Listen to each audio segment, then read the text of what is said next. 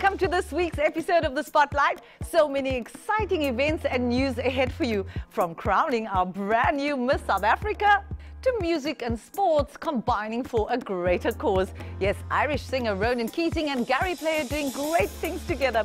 We also sit down with world-renowned Zulu composer Dr. Thokozani Mhlambi later on, so you may want to stay put for the next half hour.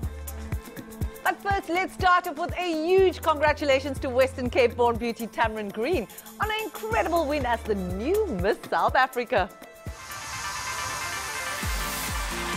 Ladies and gentlemen, your Miss South Africa for 2018, Tamron Green!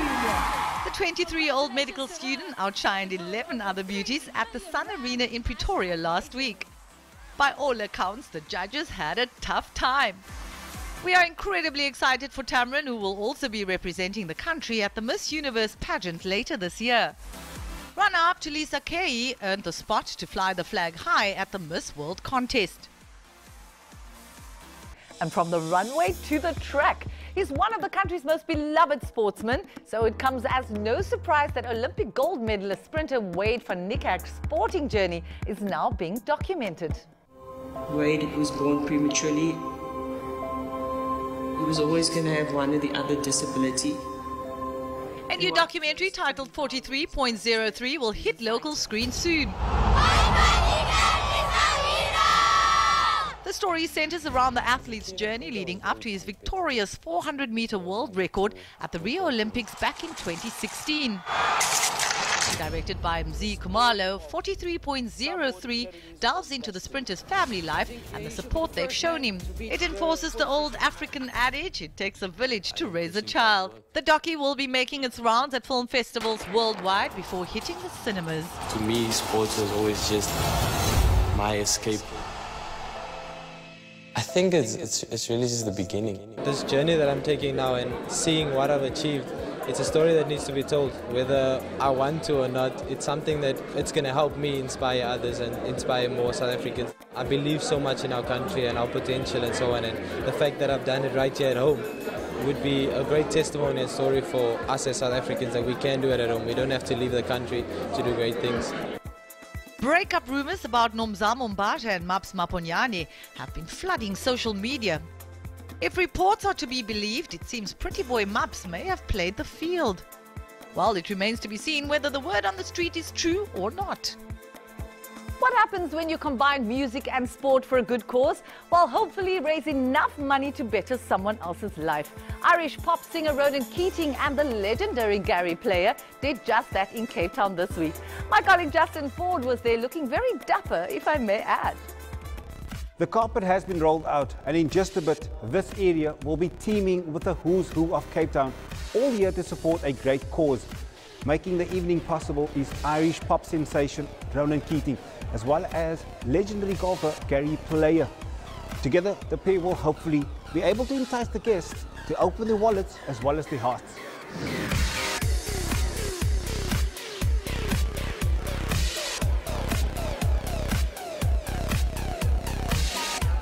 Dressed to the nines for an out-of-the-ordinary collaboration. Yes, one where music meets golf. Gary and I have been friends for a long time. Look, we're all massive fans of Gary Player. Who isn't? He's one of the greatest of all time, and it's been a privilege to call him a friend.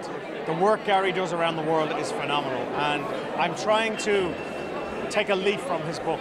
Well, first of all, Ronan participated in our Foundation Day, where we raised money for mostly young black children to better their lives, and in other countries in China and all over the world. And Ronan Keating is just the most wonderful person, and to be participating in his day here, and it's for children's cancer, basically connected with Red Cross. Although they may come from different backgrounds and lead different lives, they share a common pain. I lost my mum 20 years ago to breast cancer, and ever since then my family and I have been tirelessly fundraising, trying to make people more aware of cancer. We haven't got a cure for cancer, but what we can do is early detection can prevent cancer can prevent you dying from cancer, should I say. We both have people in our families. My mother died of cancer, my sister's got cancer, my daughter's had cancer, my granddaughter's had cancer.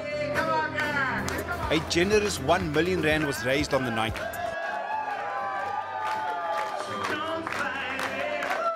Meanwhile, in Johannesburg, early celebrations were underway to commemorate the late Nelson Mandela centennial birthday. The event also marked the end of Africa Month. Take a look. Constitution Hill coming alive over the Africa Day weekend, a concert that celebrates being African and Nelson Mandela's centenary. The festival was headlined by 5-time Grammy Award winners Ladysmith Black Mambazo, Mali Salif Keita and Nigeria's Yemi Alade. The trio paid a special tribute to the late Nelson Mandela. Many have been honoring his legacy in the lead up to his birthday on the 18th of July. What does being African mean to you in 2018? Surely it means different things to different people, right? That's what I want to find out as we wrap up Africa Month. I'm at the Baseline Festival where we are celebrating the occasion through arts and culture. As an anthropologist, I must put that out there. To be African, it means everything. I'm a cosmopolitan person, I'm multicultural. Culture cements relationships more than any other thing. Being African for me is being part of this project, being part of the development of Africa, being here, feeling the transformation that's happening in South Africa and in the continent as a whole.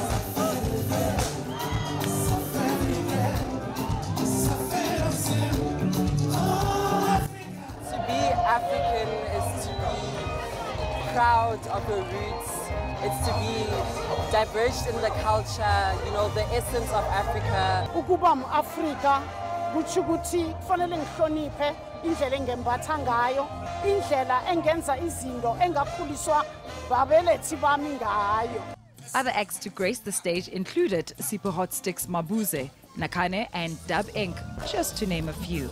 Staying with LINDIWE, let's find out who's been in the spotlight internationally. Tanya, I'm about to have a nice cup of coffee at Arts of Maine to fight off this winter chill. But first, 90s babies, R&B fans, listen up.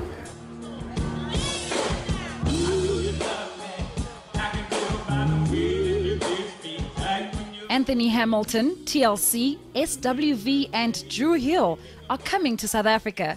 Anthony will be here in August, while the others will be part of a soul festival in September. The hashtag #MeToo movement made some gains this week. Producer Harvey Weinstein has been arrested after he was accused by nearly 80 women of sexual assault. Many are hoping this will send a message to other prominent Hollywood figures who have been accused of sexual misconduct, such as Morgan Freeman, Kevin Spacey, Dustin Hoffman and others. Reality star Kim Kardashian met with President Donald Trump. And no, not to discuss the possibility of them having a reality show together, but prison reform. Kim reportedly requested that incarcerated Alice Marie Johnson be pardoned. Johnson is a 63-year-old grandmother who is serving a life sentence for a first-time non-violent drug offense.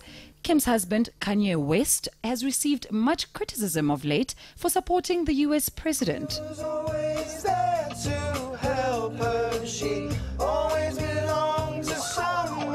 Getting pulled over by the police can be a nerve-wracking experience. Hang on. What do the police want?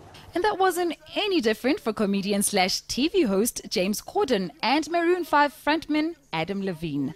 They were stopped while shooting an episode of Carpool Karaoke and asked them to, get this, sing. This is a real first. He then warned them sternly not to cause traffic havoc, then drove off. Just be careful. We're sorry, officer. It'll never happen again. We're being careful. Okay. All right, man. Thank you. Corden tweeted after the incident, saying none of it was staged. And that's it from me. Till next time. Thanks, LINDIWE. After the break, we sit down with one of KwaZulu-Natal's incredible musical minds, Dr. Thokozani Mhlambi. He's a world-class composer and cellist and holds a doctorate in music. Don't go anywhere.